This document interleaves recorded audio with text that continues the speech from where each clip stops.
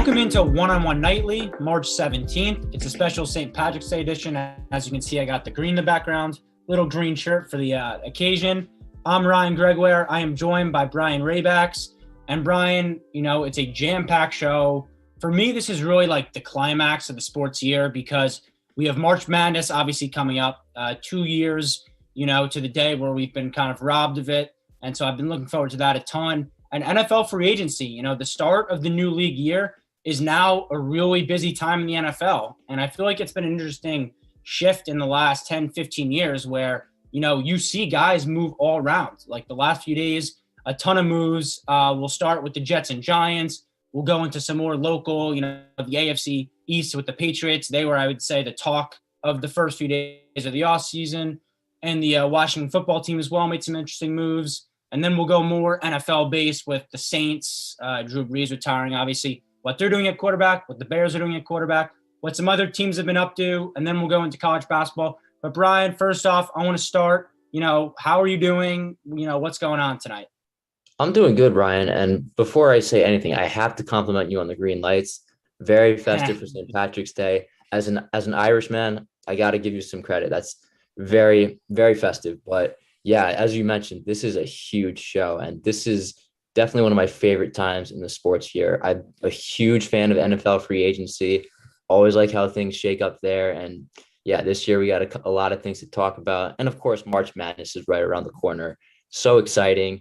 We haven't had it in 2 years, which is crazy to think about. But yeah, just the other day, I was watching highlights from the Duke UCF game from 2 years ago, and I'm locked in. I'm all in. I cannot wait for March Madness. Let's just get into it. I'm hyped.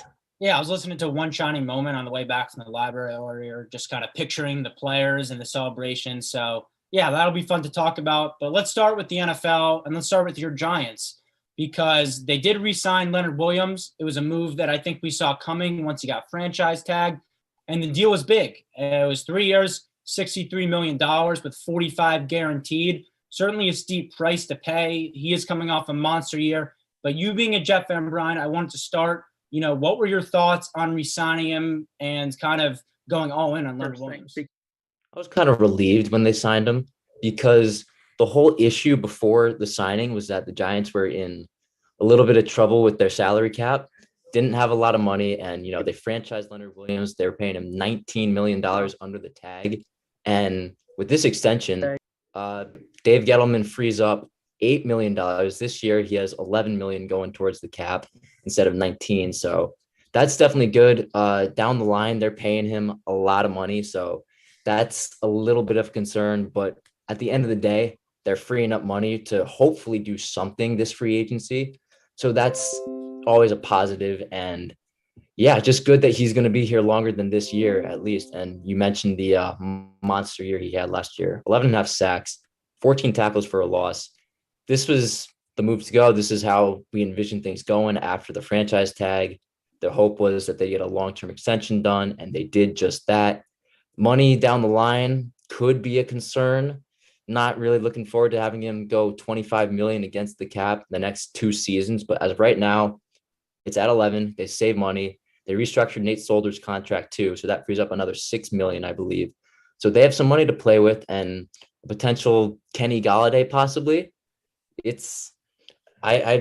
Well, look, we're hoping the Giants can actually get some improvements on the offense, and freeing up money does that. So even with the extension, high price, they free up money, and I got to give them credit. Yeah, it was a classic. Like the salary cap is a myth because the franchise was 19. His AAV is now 21, and they actually save money. Like don't try to think it out because you'll just hurt your brain trying to figure out the way the cap works. But the one thing I will say, I've said this on previous shows, I know we may disagree a little bit here. I was always wary of paying Leonard Williams this big price tag. Obviously, he had a career year. I thought it probably would have been the smart financial move for the Giants to re-sign him before last year, especially with giving up a third and now a fourth round pick for him. But you let him play out on the tag. He explodes, so you're kind of backed into a corner. You don't have much leverage. You can't let him walk after the year he had. But the money is really steep. They let Dalvin Tomlinson go, a solid D tackle to the Vikings for $11 million AAV. So they could have saved money if they went in that direction. I understand why they did have to pay him, but you do have to be wary now with the Giants because right now, they do probably have enough money to make one more good move, big move. You mentioned Kenny Galladay. That's getting rumored. But the cap is really still steep for them, and they still do have a lot of holes. They finished 6-10 last year. It's not like they were world beaters. They still probably need another corner. The interior offensive lineman to replace Kevin Zeitler is probably needed.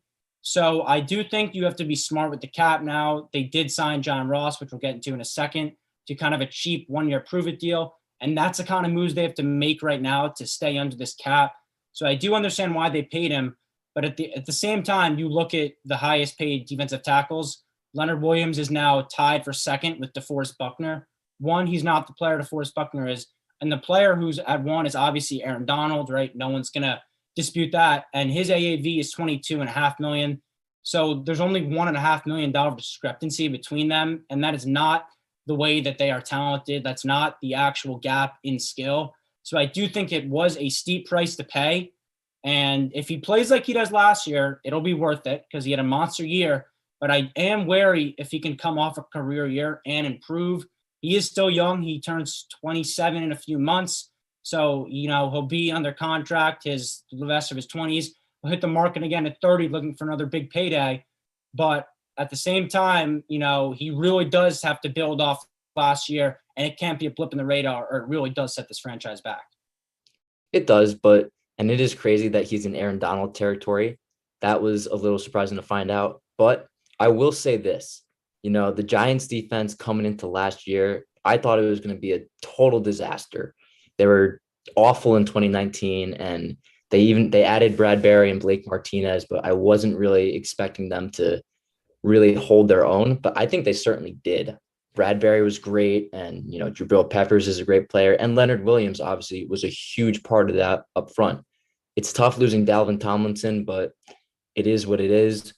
And I think if their defense, given the promise it showed last year, at least in my eyes, bringing Leonard Williams, one of the focal part of that defense back, making sure he's locked up long term, I think that's the right move for this franchise. Again, I'm a Giants fan. I'm kind of thinking this more optimistic than maybe you are, but I do have to say that I'm happy Leonard's back, and hopefully this defense can continue to progress. Yeah, they're going to need to get better. And with making this move, you have to cheap out some other positions. And we saw that with their other kind of splash in signing John Ross, the former 9th overall pick. Obviously, he has the fastest 40-yard dash in NFL history. He's a speedster, but he never really put it together in Cincinnati. He only played 27 games in 4 seasons. He was always injured, but no one's obviously disputing the talent because we saw in college he was a monster, and we have seen flashes in the NFL.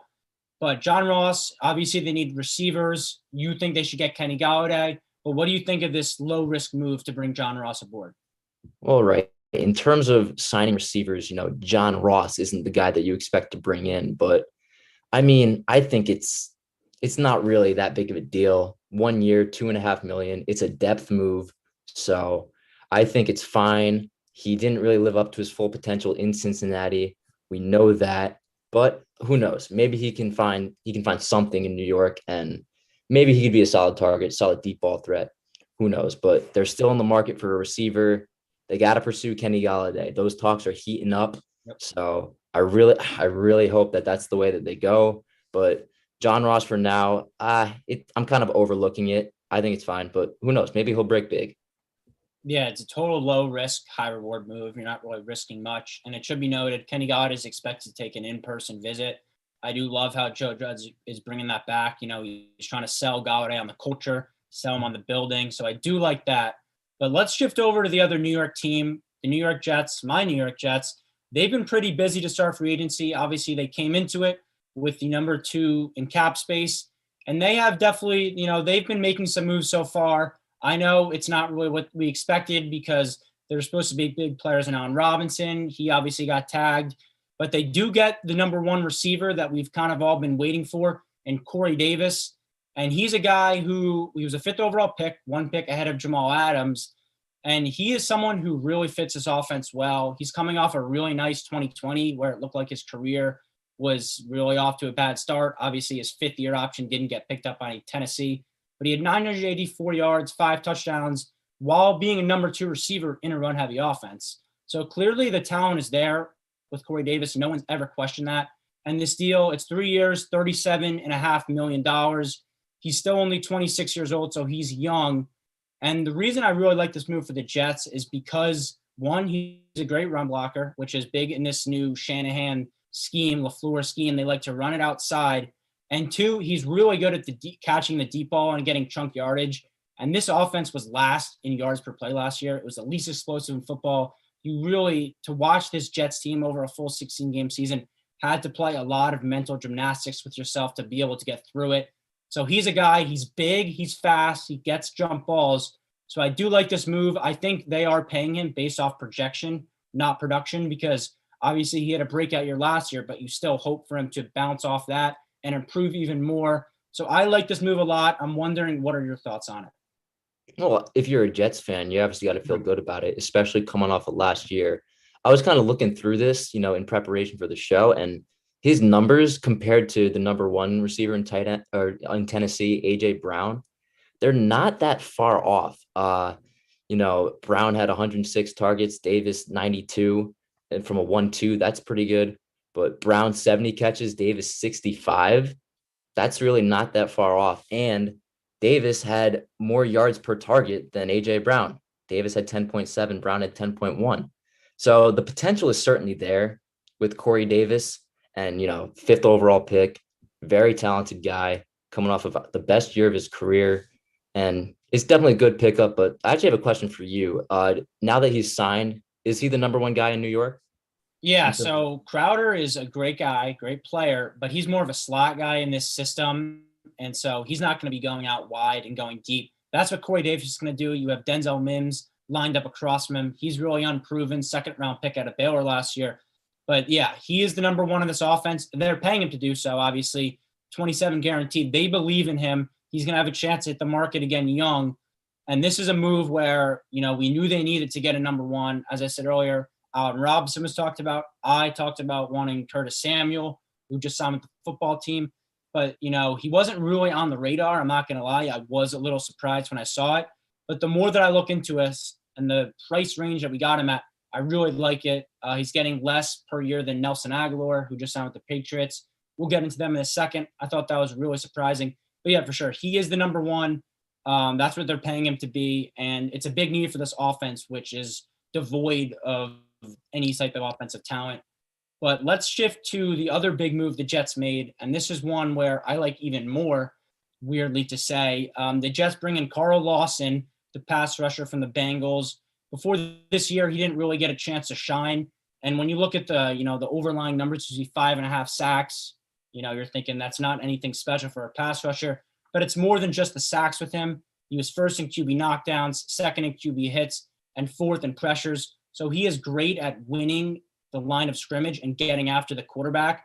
And the Jets, they really haven't had a dominant pass rusher since John Abraham. So this is the guy who they are paying to be the next version of him. This defense, I should say, really needed a guy to, pressure, because obviously the secondary has been a place of concern the last few years. But if you get good guys to rush after the quarterback, the secondary falls into place a little bit. The quarterbacks have to get the ball out earlier. That's what we saw a lot of last year. They blitzed the 6th highest rate in the NFL. But if you can't get pressure, your DBs are going to get toasted. So 3 years, $45 million. It's certainly a hefty price to pay for a guy who hasn't had that explosion yet. But I do think this is a really good fit in Robert Saleh's defense. Right. And, he had that big year last year, but that's really all he's done so far in his career. 2020 was certainly his breakout year. But, yeah, you can't look past the numbers. 32 QB hits, 5.5 sacks, 27 QB knockdowns, which led the NFL. So this guy, he's shown that he can play. And I really like this. The Jets need an edge guy. And I really like this. 30 million guaranteed. I think that's fine. I think this is a good signing for the Jets. I like it more than the Corey Davis signing. And I'll kind of circle back to Corey Davis a little bit, because here's where I'm not entirely sold. If he's going to be the number 1 guy, I just don't know how Corey Davis is going to do when he's facing top defensive backs. That's the one thing that kind of concerns me. Like in Tennessee, when he had AJ Brown as number one, he was, he improved, but that's the only reason why I'm not entirely sold about it. So, I mean, we'll see. But overall, I think Lawson and Davis, assuming Davis can be what they want him to be, I think that these are two good pickups and it's a step in the right direction for this team. Yeah, these were must gets. Obviously, this is a year where you exploit the cap because it went down and you have so many teams that are up against it trying to, we see Taysom Hill getting $140 million contracts just to maneuver the cap here. And the Jets had so much flexibility. I will say, though, the one thing that is disappointing is they haven't brought an offensive line help.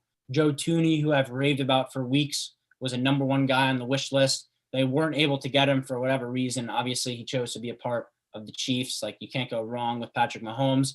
But so that is something they're going to have to address. And the one other thing that I think is interesting here, which Jet fans are finally coming into that realization, including me, is not to read too into the tea leaves here, but I think the way that they're approaching this offseason shows that they aren't serious players in Deshaun Watson. And the reason I say that is they're still leaving a lot of holes on the table. And it's fine if they keep their picks, right? Because they have 2 firsts the next 2 years. They have seconds, they have thirds. They have the draft capital to go out and get a corner and get an offensive lineman. But if Deshaun Watson is seriously in play, you're going to be looking at a Houston Texans situation with the Jets where he's running for his life. The defense is terrible. So I think the way that they're approaching this offseason is they're going to roll with the second overall pick. They're going to get a quarterback. I don't want to talk too much about Sam Darnold because, there's so much going on right now in the league. Speculation is another story. But I think that's what this signals to me. I don't know if that's reading too into it. I'm curious what you think as an outside guy because I've been wanting Watson all along, but it does look like now that it's probably not going to be possible. Do you think that the offseason says what I think it says? Yes. I mean, I think we can all agree. Sam Darnold is kind of done as the Jets QB. I don't really know where he's going to go now with what Washington has done, but they have the number 2 overall pick. I don't see them, if they keep that pick, I don't see them taking anyone other than Zach Wilson. So I think, Deshaun Watson, I don't really know what his state is now, but I think Zach Wilson at number 2, they can do that. And with all the draft capital that they had, the world was really their oyster. They could do with this offseason whatever they wanted to do. If they wanted to save up for the future, do that. Or if they wanted to load up on Deshaun Watson, that was also a possibility. So yes, I don't really know how much of a priority getting Deshaun Watson is now, but I do kind of like what they've done and they've shown some improvement. I don't think they're there with the rest of the AFC East, though. I still think when you compare the teams that they might be the at least good team in the division, but they're taking a step in the right direction, and you got to give them credit for that. Yeah, they're not even close where they need to be contender. Right now, they do have the most cap space in football with 50. A few other minor moves they made. They brought in former Lions linebacker Gerard Davis on a 1-year kind of prove-it deal. He's been someone that scouts say was underutilized in Detroit, and they brought in a special teamer from the Saints. Now, moving on to another team in the AFC East, you talked about how you don't think they are one of the 3 best teams, and I think the Patriots are a team that certainly separated any conversation there was. Not that there was, but the Patriots did finish 3rd in the division last year. And this year they went out and they spent, Ryan, $232 million spent on the first day of free agency for a Bill Belichick team. That is the least Patriot-like thing that they've ever done. So what was your reaction to this massive spending spree right out of the gates of free agency? I couldn't believe it when I saw it happening. It was unbelievable. They had a ton of money and they just started spending it on anybody they could find. And it all started last week on Friday when they re-signed Cam Newton, which was a move I didn't really see coming, but I guess, second year in the system, who knows? But then they just started loading up. Jonnu Smith, Matt Judon, Jalen Mills, Nelson Aguilar, who as a Giants fan, I've made fun of him a lot, but I really like this signing after the year he had last year. Kendrick Bourne, Hunter Henry, they brought in 2 tight ends. Bill Belichick loves his 2 tight end sets.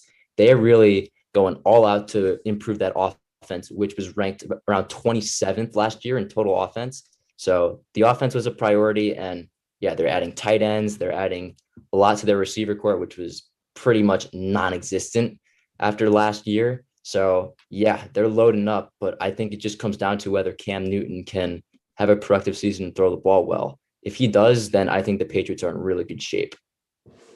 I actually agree 1,000% that it does come down to Cam. But something I want to talk about here is I think this will be a popular story. I think it already is how people are perceiving Bill Belichick spending this money as, he's pissed off that Brady won. He's trying to get back at Brady.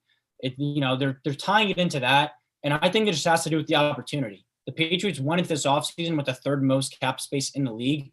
And as we've talked about, in a year the cap went down, it's such an asset to have that. And he knows that this team did not have the weapons on offense, right? They couldn't correctly evaluate Cam Newton because he wasn't throwing anyone the ball. Undrafted receiver Jacoby Myers led the team in targets last year. So Bill Belichick, they knew it had to change.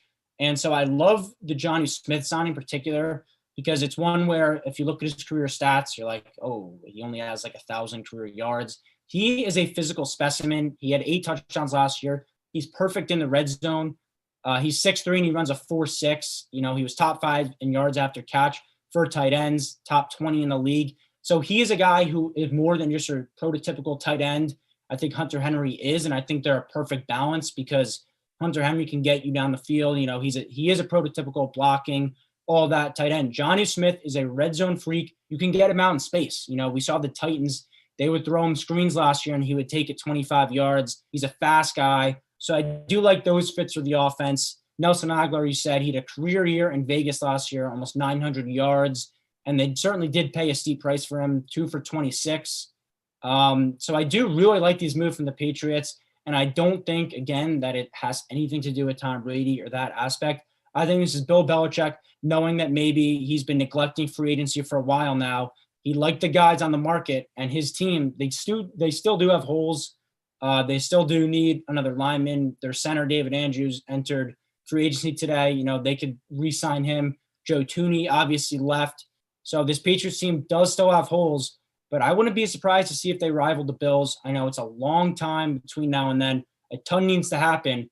And similar to how you ended your last point, I absolutely agree. It comes down to Cam Newton because, as we just said, they couldn't correctly evaluate him last year. They thought he was good enough, though, to deserve another shot. He has another incentivized deal where it's like a $5 million base salary, can go up to 13.5 with incentives. So there is room there for Cam Newton to kind of show, prove the doubters wrong.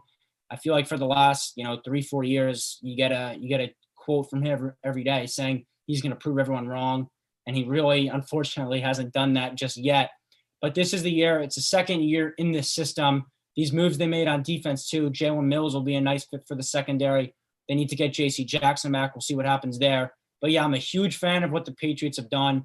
And, that hurts for me to say, right? I'm a Jets fan. My least favorite team by far is the Patriots. But I can't help admire what they've done and how they're trying to turn around this offense and to make it a competent offense. Yeah, I think the Patriots are back to contend. I think last year, 7-9, Bill Belichick, that is not what he wants. Neither does the organization.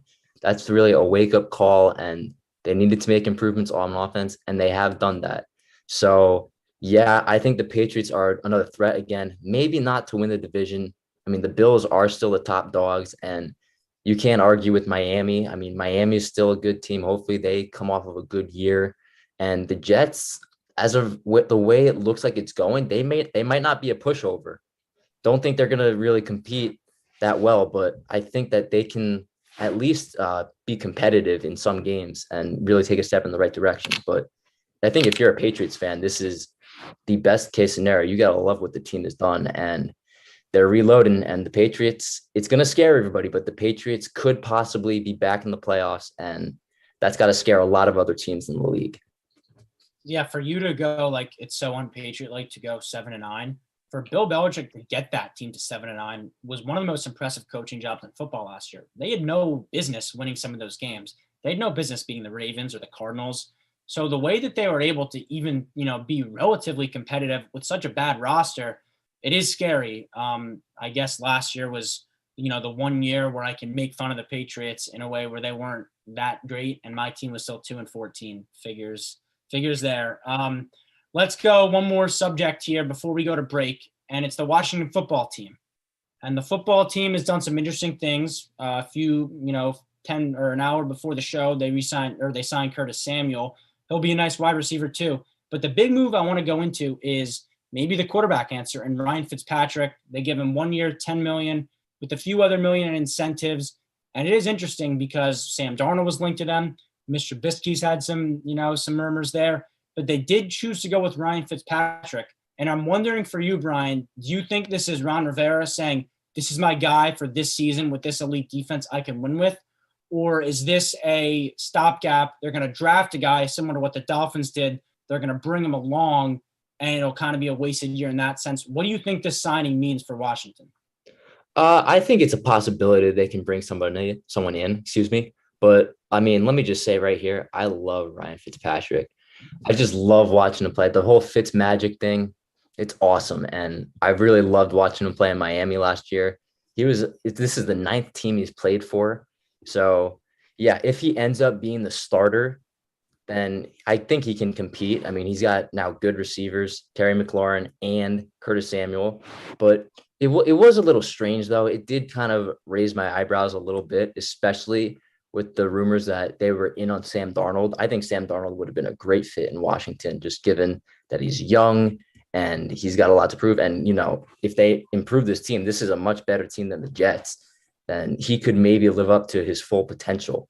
But yeah, Ryan Fitzpatrick, it was a curious move, and I don't really know how to feel about it, but obviously I'm happy for him. He has a possibility to be a starter, but it's a little odd. But I will say this, Darnold does have an $18 million cap hit if they pick up his 5th-year option. So maybe that went into the decision, or if they just think they're not in the running for him, they probably know more than we do. So I think maybe this is a play it safe option. They're only signing him for 1 year, but it is a little questionable. But I think, Ryan Fitzpatrick, if he's the quarterback, they'll be fine.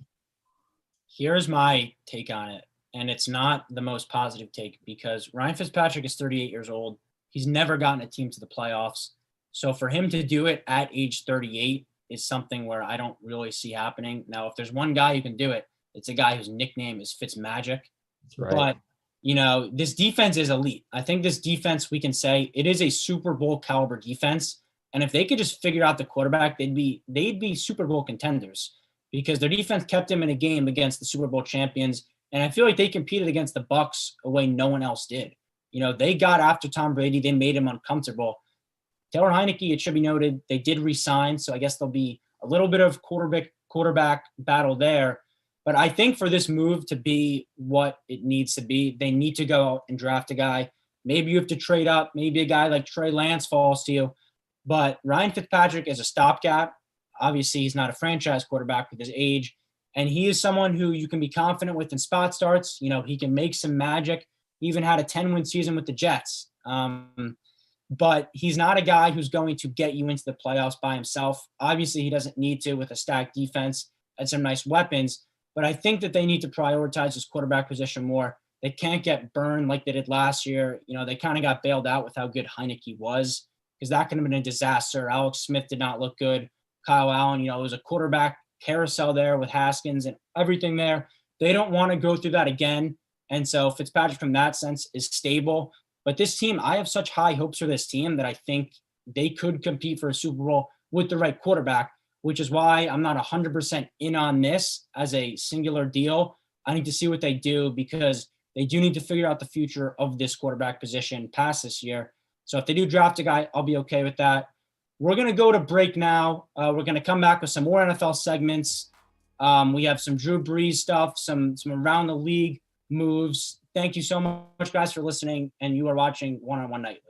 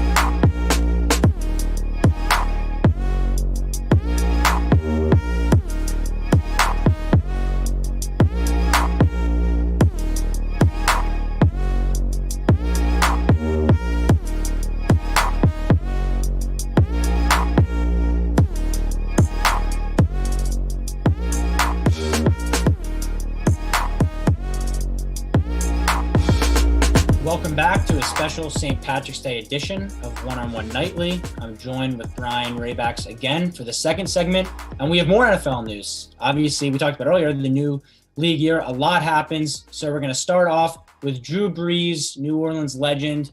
He did announce retirement on Sunday. It's something we all expected, but I do think actually as time went on this offseason, there was some chatter, there's some workout videos, but he did do what we all expected. He retired after 20 seasons, 15 with the Saints. So, Brian, I just want to get what was your reaction to his retirement and just kind of his career overall? I mean, we all kind of knew it was coming, right? Yeah. I think that was pretty much my reaction to sum it up. It was expected. It did take him a while, though, which I guess kind of made you think maybe he is, maybe he isn't. But overall, a great career for Drew Brees, and he's a warrior. Just seeing what he played through last season, he played through a torn rotator cuff, a torn fascia, and this is all in a year where he broke 11 ribs and had a collapsed lung. So I got a lot of respect for Drew Brees, and he's obviously one of the all-time greats. He has the most passing yards of all time. He has the second most touchdowns of all time, and he would have had the most if Tom Brady didn't decide to play until he was 60. But yeah, I got a lot of respect for Drew Brees. He brought that down a Super Bowl, the only Super Bowl in that franchise's history. And New Orleans fans will always cherish Drew Brees, first ballot Hall of Famer. And yeah, I really respect Drew Brees a lot and congratulate him on his retirement. Yeah, I mean, I could just list like all his accolades we could do a whole show just on what Drew Brees leads the NFL in. But I think like a really interesting aspect is just the Saints were really bad before he got there. Their entire franchise existence from 1967 to 2005, they only had 5 playoff appearances. And in the 15 years he was there, he had 9. He obviously won the 2009 Super Bowl, Super Bowl MVP. What he did for that city after Katrina, it meant so much to them. I was thinking earlier, is there any athlete who's meant more to a city than Drew Brees? And the only other guy in the conversation for me was LeBron in Cleveland. But obviously he's a legend. He said in his retirement, he's not retiring from New Orleans, just the NFL. So he's a guy we're all going to miss. It sucks to see his career go out the way it did, losing a Tom and how shot his arm did look. But a great career, obviously. You don't need us to just talk about that. And now let's go into what the Saints will do post Drew Brees, because this is where I think it gets really interesting. So they did re-sign Jameis Winston, who sat and learned from Drew for a year. It was a 5.5, go up to 12 mil with incentives. And a lot of people are saying it'll be a QB battle between him and Taysom Hill. And I don't see that panning out that way at all. I feel like Jameis is the starter. The way Sean Payton talks about Jameis, he's going to be the starter. We saw Drew Brees. I think there was a clip that went viral this year. It was him with Jameis on the bench saying, "This is your team now." So this move was expected for Jameis to take over for Drew. I don't have any problem if they label it a QB conversation battle in training camp. But Jameis Winston blows Taysom Hill out of the water as a passer. Taysom Hill has 4 career passing touchdowns. Jameis led the league in passing. So they couldn't be different from that aspect. Obviously, Taysom is a super athlete. But I think they're going to go to Jameis. I don't even think it's a conversation. They just re-signed him. What do you think? I agree. I think the Saints would be out of their minds to start Taysom Hill over Jameis. I know they love Taysom Hill and what he can do, but that would be a puzzling decision. So I think this is Jameis's team. All it comes down to is, what Jameis are we getting? Because Jameis is one of the weirdest quarterbacks that I've seen play in this decade. I mean, in 2019, he became the first quarterback ever to throw 30 touchdowns and 30 picks in the same season. All in addition to that, he led the league in passing yards. And, before that, he didn't really light up the league either as the number 1 overall pick in 2015. So I don't really know how to feel about it. I guess in terms of the market and what the Saints could do, it was probably their best option. But again, we don't really know what we're getting with Jameis. He did get his eye surgery after the 2019 season. So maybe that's a kind of thought that he could improve. But I don't really know what Jameis we're getting. And who knows if he breaks out in his second year in this system, then great job. But if he's inconsistent Jameis, then I don't know what the deal is for the Saints.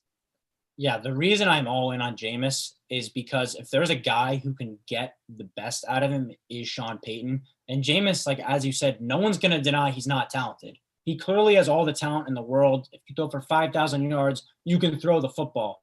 You did say that eye surgery, that's a thing I'm sure we'll look back on. Maybe that's the turning point. Maybe he turns it around here in New Orleans. I think he will. And I think Sean Payton keeping him around, it was a priority for them. They still have a ton of guys to pay.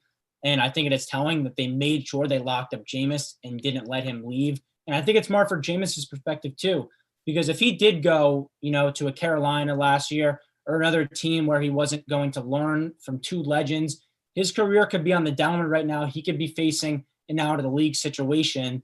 So I do give him credit for sticking out. He went to New Orleans on the minimum. He was there to learn. And now it is his time. It's his team. And I think we're going to see, I don't think New Orleans Saints are going to go away here the way some think. I think with Sean Payton and Jameis, they will be competing.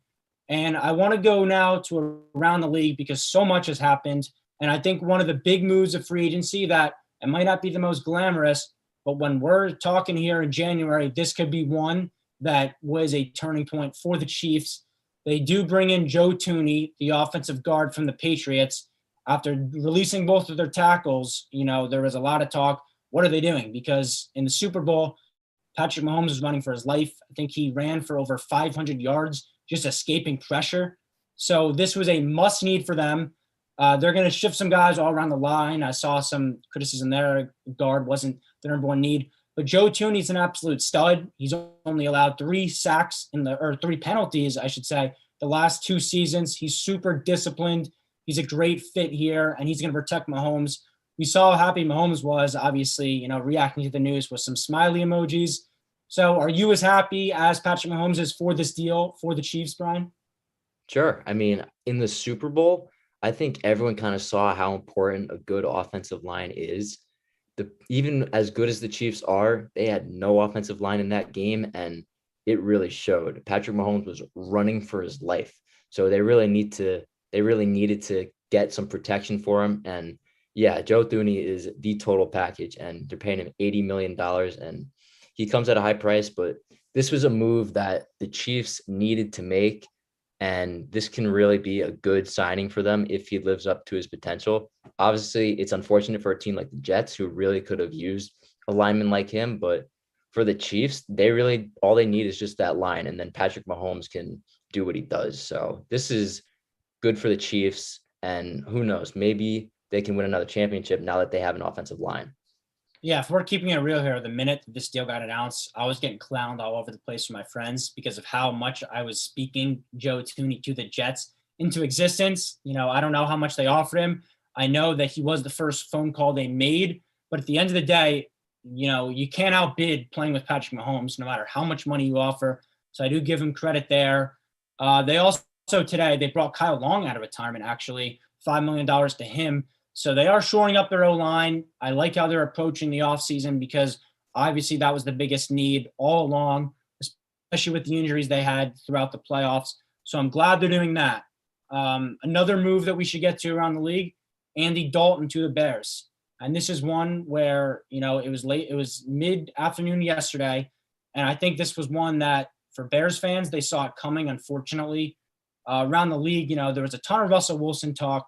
They're all in on Russell Wilson. He listed 4 teams that he wanted to play for. One of them was the Bears. So there was a lot of optimism from Bears fans.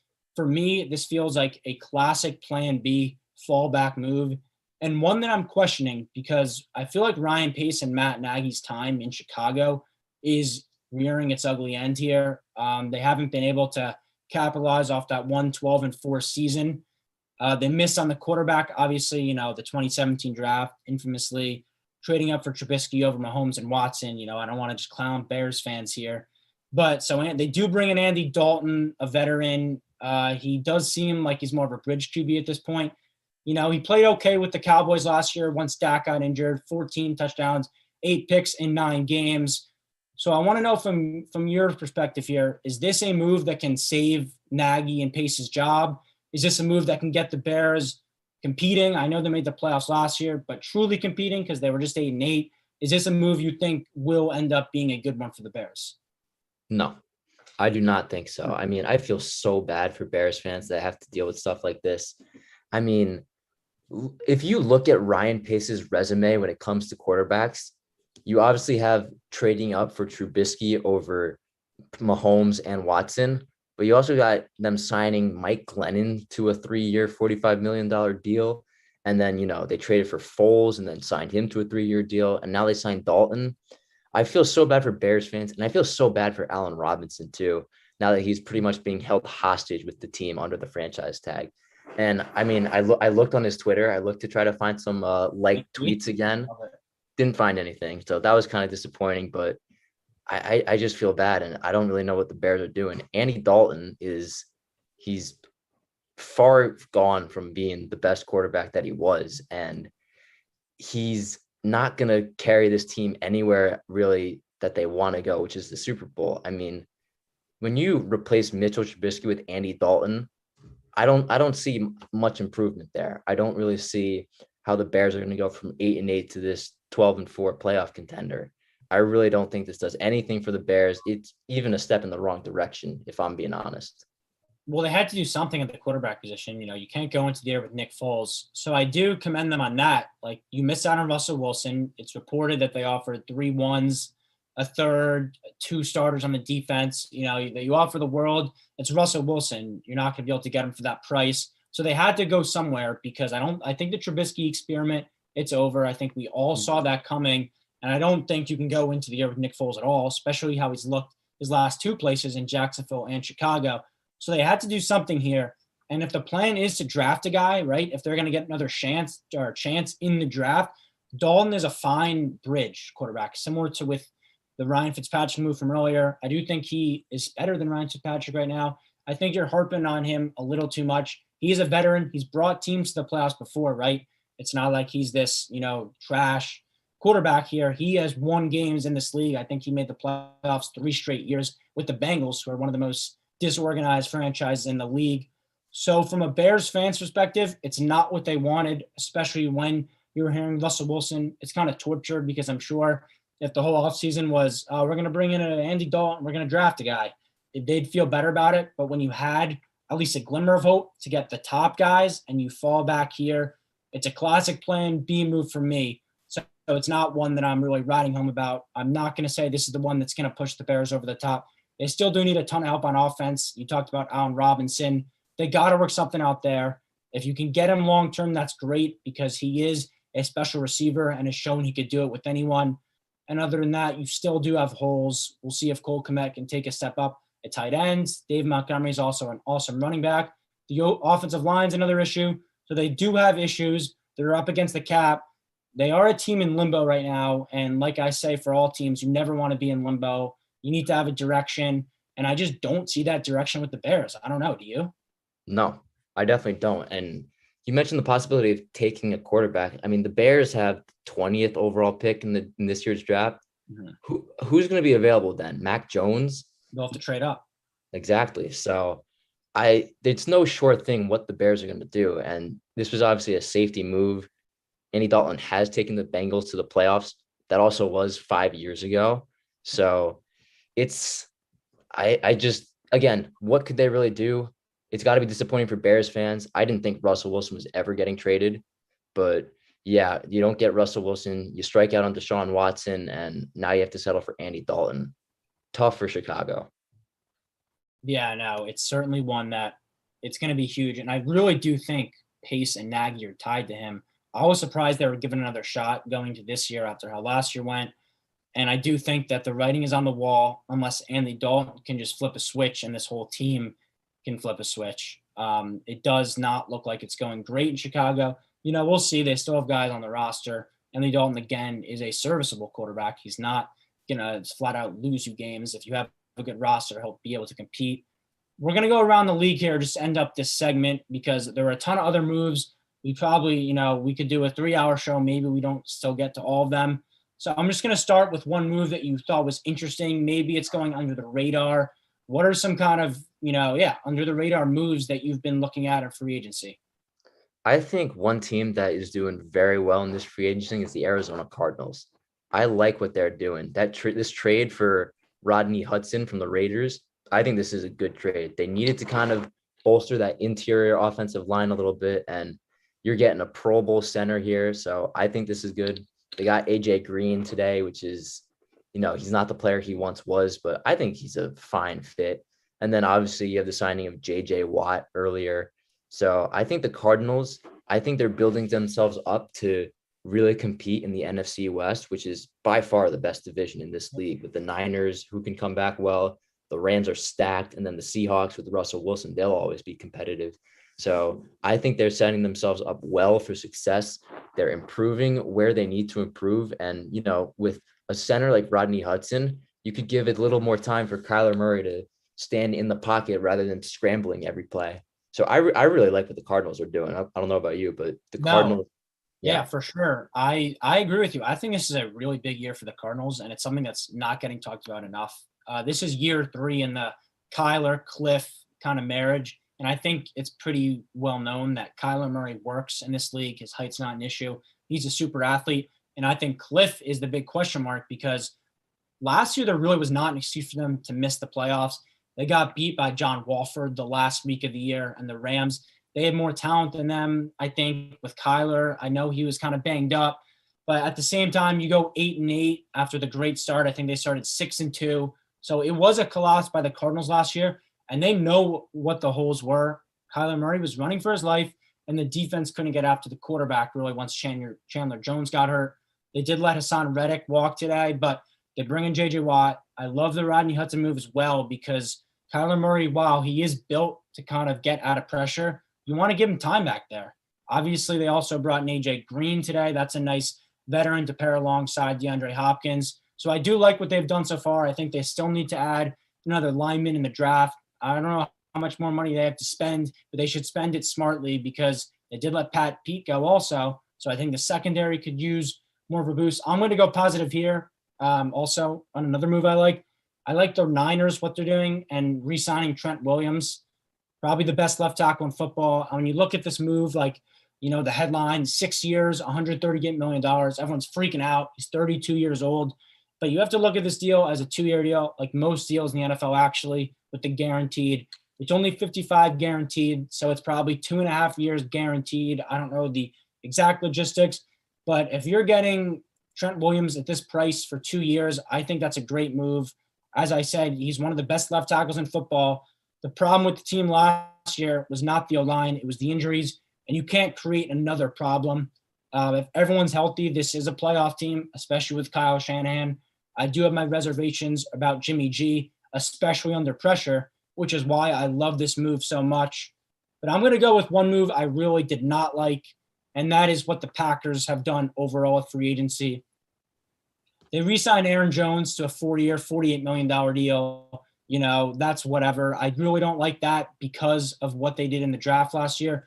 They go A.J. Dillon in the second, and when you make a move like that, and you're running back in a contract year, I feel like the writing was on the wall.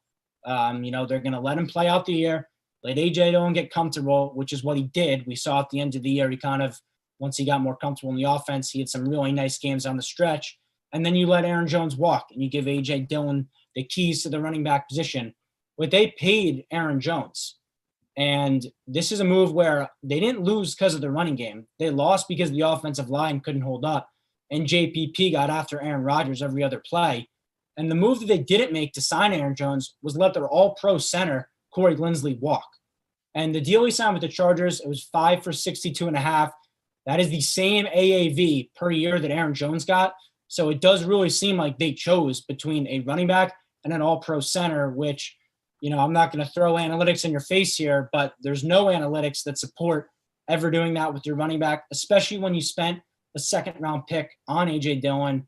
It gets talked about a lot with Jordan Love and how terrible of a pick that was. But I think the A.J. Dillon pick is just as bad because you're going to have him sitting on the sidelines for the next few years. And with running backs, they have short shell lives. So letting Corey Linsley walk to the Chargers when the offensive line is what lost you in the playoffs is a move I did not like at all. I have not been a fan of what the Packers have done so far. I agree. You bring up a lot of – I was wondering what direction you were going to go with this. And, yeah, the Packers, they really could do a better job. But I will say if I'm going to keep going positive, another team that I like what they're doing is the Jacksonville Jaguars. Obviously, they have a long way to go. They're coming off of a 1-15 year, but They signed Shaq Griffin, and they're getting Marvin Jones as a receiver, and they acquired Malcolm Brown from the Saints. And obviously, they're getting Trevor Lawrence at number 1 overall in the draft. So I think the Jags, it's a slow rebuild process, but I think with what the Jags are doing, they're doing a fine job in kind of rebuilding the franchise a little bit, and hopefully maybe even getting a couple more wins on their resume in 2021. Yeah, the Shaquille Griffin signing was one that I was also a fan of. Probably the best corner on the market. And it's interesting if we just want to talk about the Seahawks a little bit here before we get into college basketball. The Seahawks have not had a great offseason either. Obviously, there's the Russell Wilson. He's unhappy. He's requesting trades. And then you let, your best, or not your best guy in the secondary, but your best corner walk in free agency when the secondary is not a strength. This is not the Legion of Boom. This was probably the Legion of Whom last year, the way that they played on the back end. Obviously, you have Jamal Adams, but he is more of a box safety. And Shaquille Griffin was the anchor of that back unit.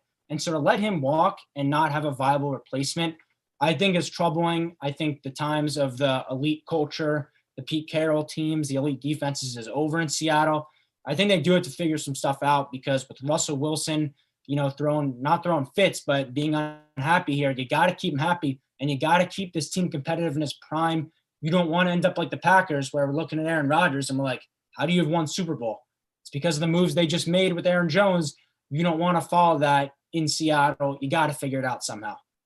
Yeah, the Seahawks, I don't really like what they're doing either. They did acquire Gabe Jackson, an offensive guard. So they're making some improvements to their offensive line, which is well known to be a disaster most of the time. And I think Russell Wilson is going to be running for his life next year. He's got to go against Nick Bosa, Aaron Donald as usual, Leonard Floyd's back on the Rams, and J.J. Watt's now on the Cardinals. So if I'm Russell Wilson, I'm not happy with what they're doing. And even with their defense too, you mentioned it, their secondary was one of the worst in the league last year. And now your best player from that secondary in pass coverage is gone in Shaq Griffin. So the Seahawks are in a tough spot. And with a division that competitive, I feel like they're in a tough position, and it could be a mediocre year in Seattle if things don't pick up, or if Russell Wilson can carry that team the way he has been. Yeah, you talked about Russell Wilson running for his life. Let's just hope it's in Seattle where he's running for his life if you're a Seahawks fan, because you can't trade Russell Wilson, right? So good stuff there. We're going to take one more short break. We're going to come back. Obviously, Friday is the round of 64 kicks off.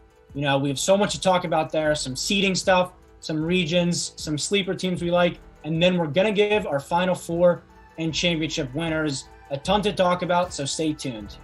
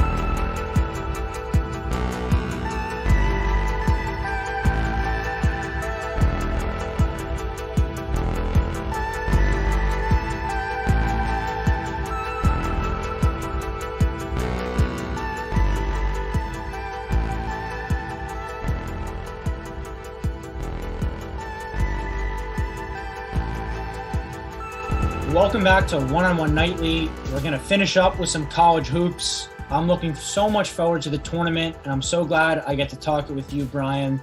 Before we get into some picks and some region stuff, I just want to start with some seeding controversy because every selection Sunday, the first talk goes to who got snubbed, and then we go to, oh, why was this team seeded here? So there's something I wanted to just point out there, and it was with Oklahoma State getting the number 4 seed. They're in arguably the toughest region in the Midwest region. And you look in that region, West Virginia got the 3 seed over them, even though Oklahoma State beat them twice to finish out the year. Obviously, Oklahoma State, you look at them, Big 12 Player of the Year, Cade Cunningham, probably the first overall pick in the draft. And so with beating West Virginia back-to-back times to end the year, getting to the Big 12 title game, taking down Baylor, who is the number 2 overall seed in this tournament, I did not understand why they got the 4. Another reason that I don't like it from a fan perspective is that presumably they will play Illinois in the Sweet 16. Those are 2 of the most elite teams in college basketball this year, and one of them is going to have to go down early. There were talks, Brian, of this Oklahoma State team being a 2 seed if they were able to beat Texas in the Big 12 championship game. So certainly surprising there.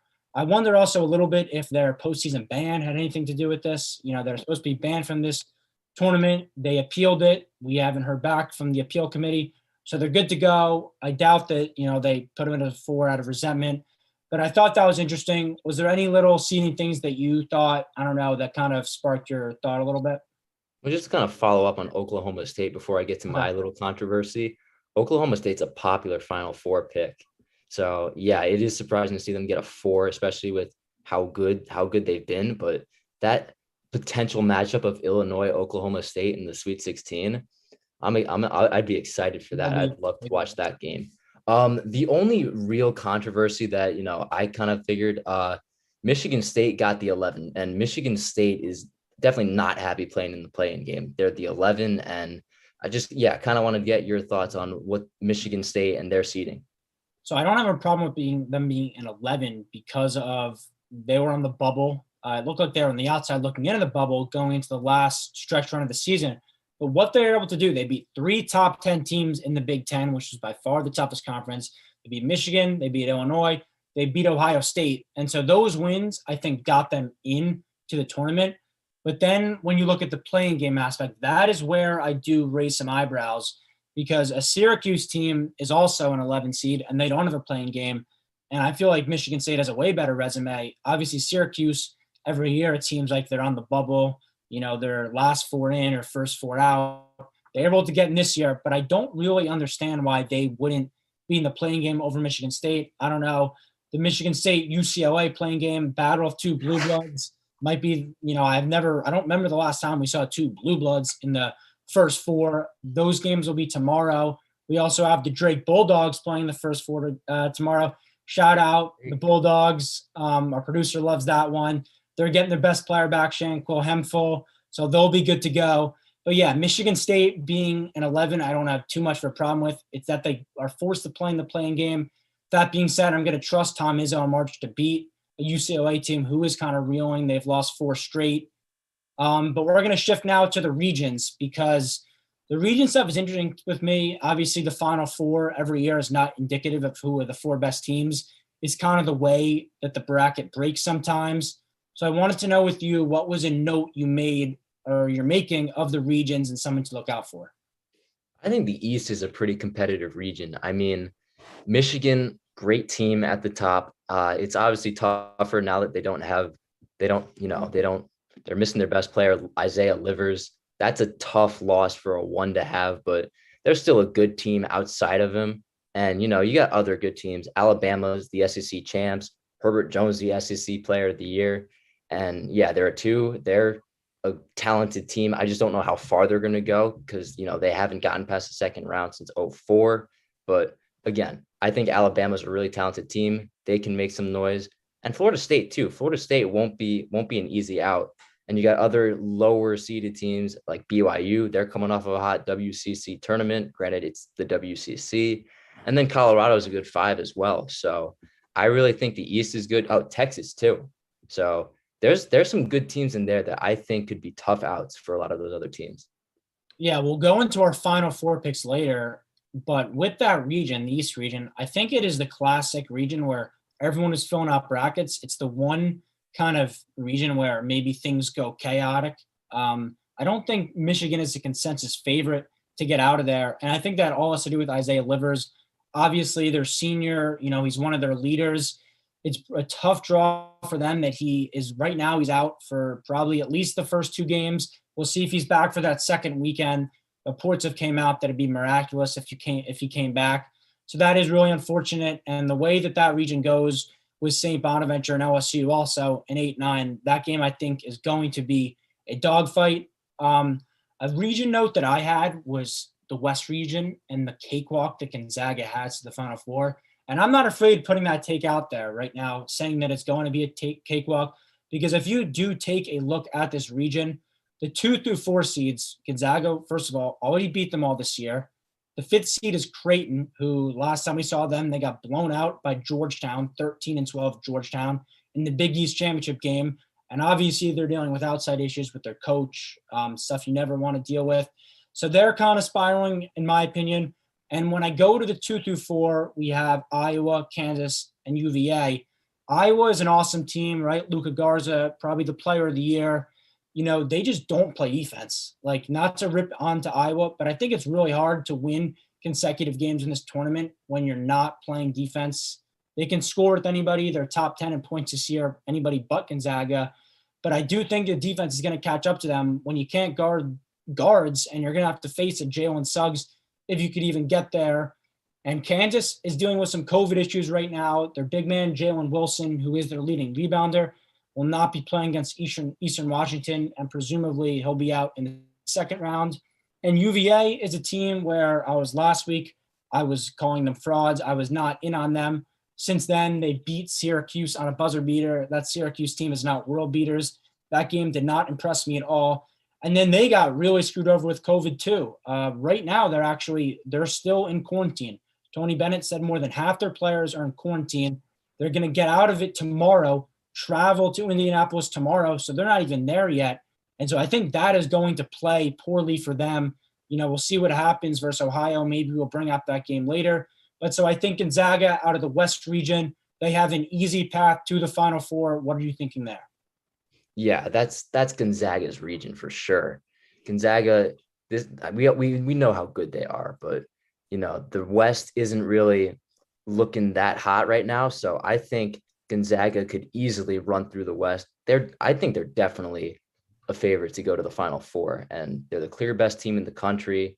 And it all just matters what happens if they get there, what happens when they face a great team, like possibly a Michigan or Texas or in Alabama. So I think that'll be very interesting to see, but the West is Gonzaga's region. There's no doubt about it.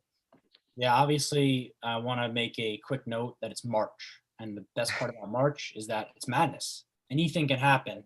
So we will see what happens with Gonzaga. I think when you look at them, like, as crazy it is to say when you have to win 6 straight games, I feel like it is championship or bust this year. Here's the team that they have. They've never had a freshman like Jalen Suggs. Corey Kispert and Drew Timme are awesome. So I feel like there's a lot of pressure on Mark Few to finally deliver. Obviously, the knock on him for years was he can't get to a Final Four. He has done that. He's gotten into 2 minutes of a championship game with a lead.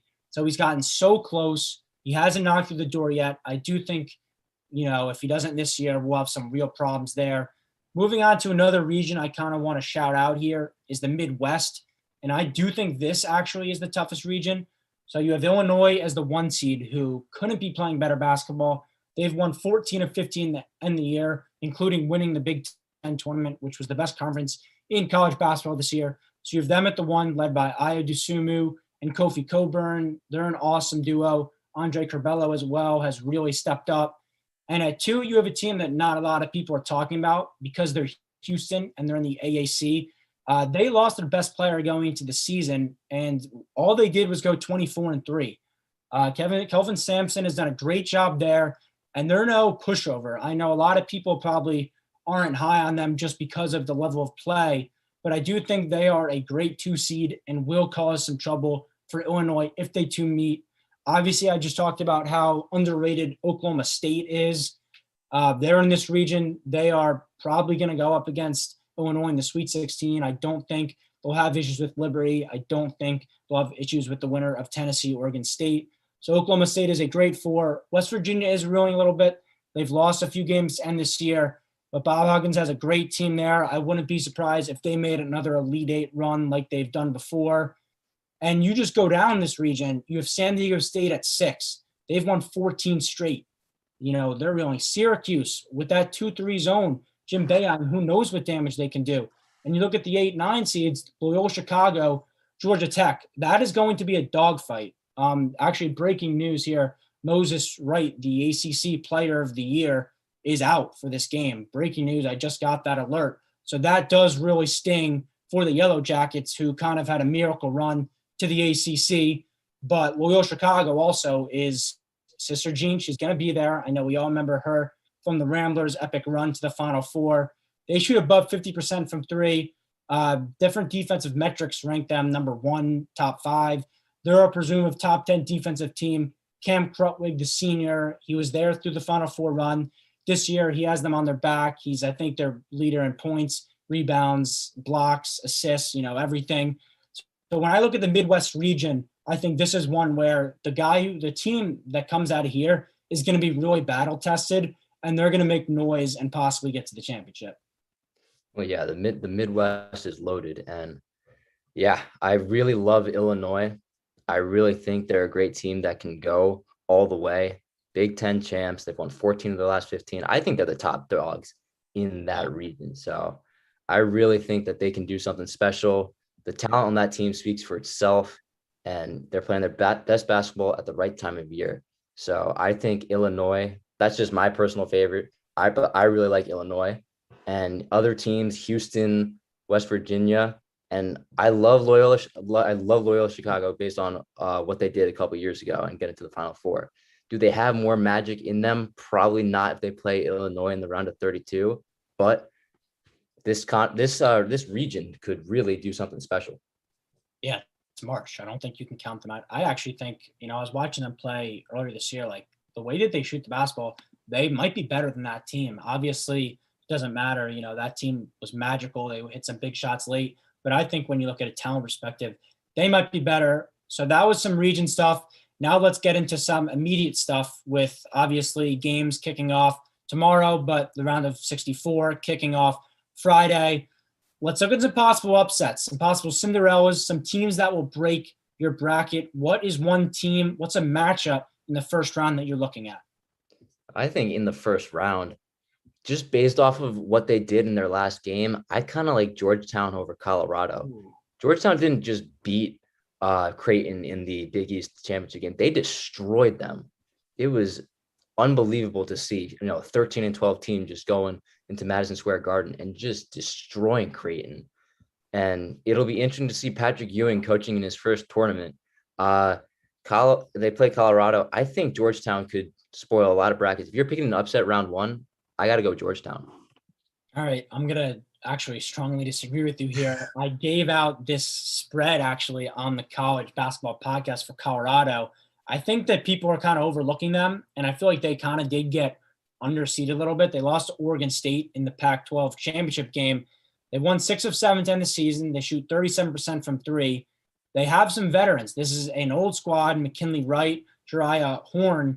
So this is a team that is, experienced. And Georgetown, it's kind of weird for me to say because Patrick Ewing is my NBA franchise's best player. Obviously, we heard about that little dispute where security was all over him. He was like, "What are you doing? I own this place. This is MSG. Look at my jersey. It's right there." But for them to go on that run, I feel like they did figure out something, but they figured something out against some weak talent. Marquette, Seton Hall, both disappointed a ton this year. The Nova win was great. I'm not going to dispute that. But Villanova is really on the downward right now. A ton of injuries. Their senior guard, Connor Gillespie, really the engine of that team, was out. He'll be out for the tournament too, which is why Nova fell to a 5 seed. And obviously that win against Creighton was awesome. And we talked about earlier, Creighton has their own issues. But I'm not going to just disrespect anything here because this team is hot, right? I'm not going to say they're not. But that is an interesting one. I think a lot of people are picking it. I don't think that's a crazy pick at all because of how hot they are. And every year we do see 12-5 upsets. So that could be the one. I'm going to go bold here as well, Brian. I'm going to go Ohio over UVA. So I talked about earlier in the West region. I called it in the pre-show. The 2 through 4, the fraud. It's the fraud region. Just with the 2 through 4 seeds, I'm not really sold on them. UVA, I talked about it earlier. Majority of the players are in quarantine until tomorrow. They can play with only 5 guys if needed to be. Let's hope that doesn't happen. And it's not even just about the quarantine. They'll obviously be shaky. It's about this Ohio University team. I know they're a 13 seed. They were also the last 13 seed to make the Sweet 16, but they've won 9 of 10, and they have a legit star in Jason Preston. And this is a guy that, like, if they win the game, everyone's going to be talking about him the next day because he's going to have to ball out. And the way that they play, I think, is a matchup nightmare kind of for UVA because while UVA is good at offense, they are really slow paced. And Ohio University is 29th best offense in the country. They run an above average tempo. So if they kind of kick that up a little bit, they run a faster pace, they're going to catch a UVA team who, 1, doesn't run a fast pace anyway, and 2, is coming off a rusty quarantine. They haven't played in over a week. They didn't even look great last week. All season long, UVA, their big wins were really against UNC and Clemson, who were, those are 7-8 seeds. So that's not anything special. It's a 13-4, so it's a little bold, but I do like Ohio University to make some noise, to shock some people. I'm just not bought on this UVA team at all. Yeah, no, I agree with you. When I was going through some upsets, I had Ohio as well. And I think this is more based off of circumstance. I mean, Virginia, it's very unfortunate what's going on with them, with the quarantine and everything. And I think the fact that they haven't played in over a week, that's really going to affect them. And they could have a limited roster. There could be undermanned. And I just think Ohio can really take advantage of the situation. And I think this just really goes to show how big of a role COVID can play in this tournament more than ever. I mean, March Madness is unpredictable as itself to begin with, but now you throw COVID in there, you could have players test positive, teams could, be undermanned. I really think that this is going to be one of the wildest, unpredictable March Madness brackets in history. Yeah, I mean, shout out to John Rossi, and his saying for college basketball is where the unexpected becomes ordinary. And this is certainly what college basketball is all about. And in a year like this, so unprecedented, it's going to play an even bigger factor. We hope that during the tournament, everything stays like it is. But as we mentioned earlier, Kansas's leading rebounder is out. That's an issue where it's a COVID issue. Like, you can't control that. They had to bow down of the Big 12 tournament. And that's another reason where maybe they're a 2 seed if they're able to win that and play Texas and play Oklahoma State. So you do look at it from that aspect, and it certainly is a massive question mark. COVID is going to play a huge role. I hope that it doesn't, but I don't think we can avoid the reality. Quickly here, before we get into our Final Four and champion, is there one team where maybe they're a little bit lower seed and you'd like them to make a run out of the first round, maybe make it to the second weekend, maybe even third? Yeah, I got Georgia Tech. Georgia Tech, they upset Florida State in the ACC title game. They're a 9 playing Loyola Chicago round 1. But yeah, they're red hot right now. And if they run into Illinois in the round of 32, that's the only thing. I think it's just a shame that they'd have to run into Illinois if they get past round 1. But this team has 3 15-point scores, and they're red hot off of the ACC tournament. And I think Georgetown, if they get past round 1, I think they can have a big upset over Illinois. But I love Illinois, so I don't really know. But I think Georgia Tech, keep your eye on them.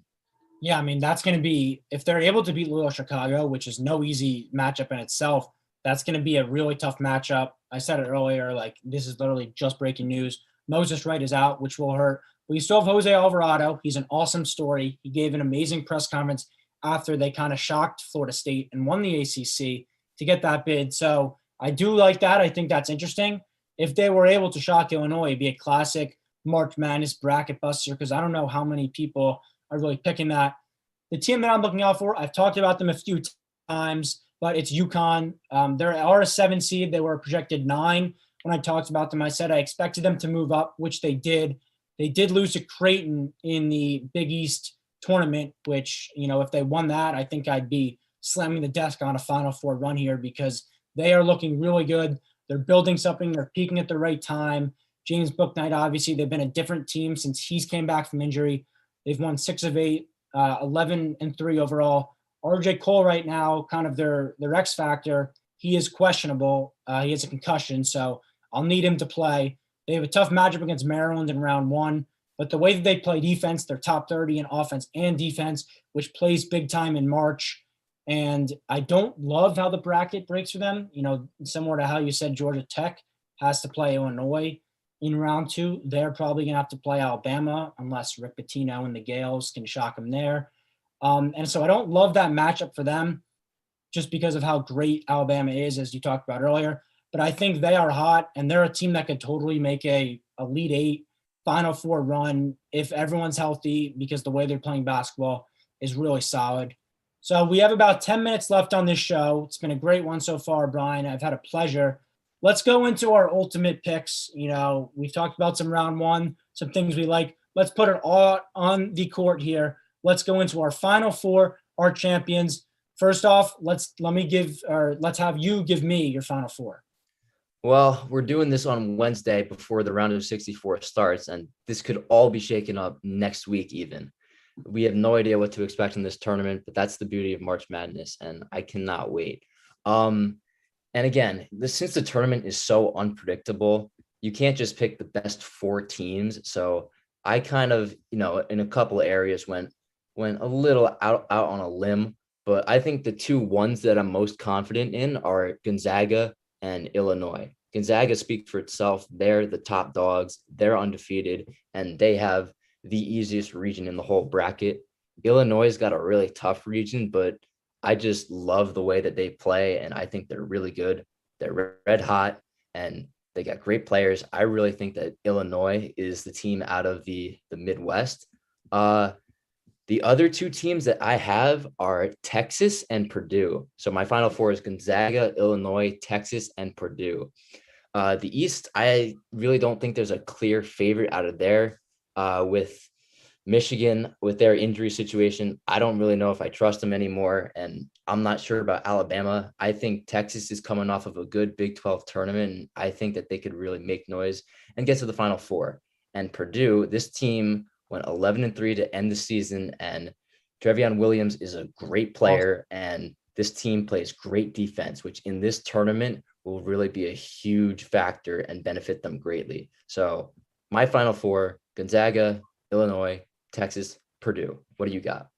Yeah, first off, before I get into it, I love that you went on a limb and picked Purdue, because I felt like all year they got lost in kind of the Big Ten shuffle, because you had all those teams at the top. You had obviously Michigan State at the bottom for a while. And I feel like they were just always really solid and weren't talked about enough. And now towards the end of the year, they did start to heat up. They are really tall. They have a 7'4" freshman who is a nightmare when he's on the court. And they beat Ohio State twice this year. So certainly they're capable of winning big games. I like that you went on a limb and picked them. My Final Four, little similar. We got some of the same picks. I got Gonzaga. I talked about earlier. It's a cakewalk. Our producer might not think so, but I certainly think so. The way that it breaks for them, they've beaten those teams before. I think they'll do it again. I think they're definitely going to play past March. That's out of the West region. The South region, I haven't talked about them yet today, but I like Ohio State. So I have them beating Baylor in the Elite Eight, because I just think both teams can shoot the lights out. And I think when it comes down to it, the way Ohio State is playing is really fascinating to me, because they lost 4 straight going into the Big Ten tournament, rather. And I remember I was very critical on them. Last show, I talked about how they shouldn't be a 2 seed. They proved me wrong. They had some really impressive games to get to the Big Ten championship. They beat Michigan.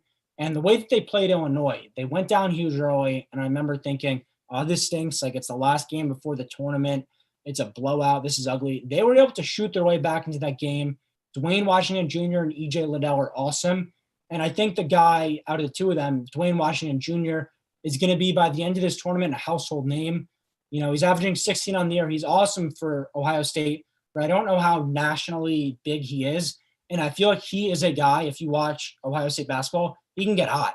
And when he gets hot, watch out, because he is draining from everywhere. So give me Ohio State, the number 2 seed out of the South region. Midwest, I'm going to have to agree with you. I'm going to have to go Illinois. I think there's a trend here with my picks. I usually like to go with teams that are trending upward and look hot going into the tournament, which isn't always how it pans out, but that's what I think of Illinois. They obviously won the Big Ten, as we talked about. They beat Ohio State in overtime. And I think when you look at this team, I talked about Andre Carvalho earlier. He had some huge shots in that game. He is my X factor for this team because if he can get going, it's scary because they have the best two-man front in basketball in Kofi and Ayu. And production they get from Trent Frazier and Andre Carvalho is going to be massive. I do think Houston's going to be a really tough task for them. Oklahoma State as well. They will be battle tested going into this Final Four, but I do like them to come out of the Midwest region. It's their best team since '05, and I really don't hope they disappoint. And in the East here, you went Texas. I think that's a good pick just on the way that the bracket breaks for them. But I'm going to go a little deeper. I'm going to go Florida State. Similar to I have, Gonzaga and Mark Few making a run. Leonard Hamilton, he's an awesome coach. He's done everything at Florida State except get to a Final Four. And I think this is the year they do it. They're super well balanced. They shoot the three well, really well. They have 5 players who make at least a 3 game. And they have the way that they play is really interesting because they have Scotty Barnes, who is a lottery pick freshman coming off the bench. And he should not be coming off any bench. He kind of is a Ben Simmons type. He's 6'7". He's a big point guard like that. And I think he can be an X factor in March because of the way he plays. He had some nice games in the ACC tournament. And they also have senior MJ Walker, who I think is a great leader and can carry them. I do like the way the bracket breaks for them too, because obviously with Michigan not having Isaiah Livers, it does hurt them there. I think they can beat them. You have Texas and Bama and UConn, the 3 teams we've talked highly of, beat up on each other. So they'll only have to play one of them. So I like Florida State to go out of the East region. So to clarify, Gonzaga, Ohio State, Illinois, Florida State. That's my Final Four. Brian, give me your national champion. My national champion. So the easy pick would be Gonzaga.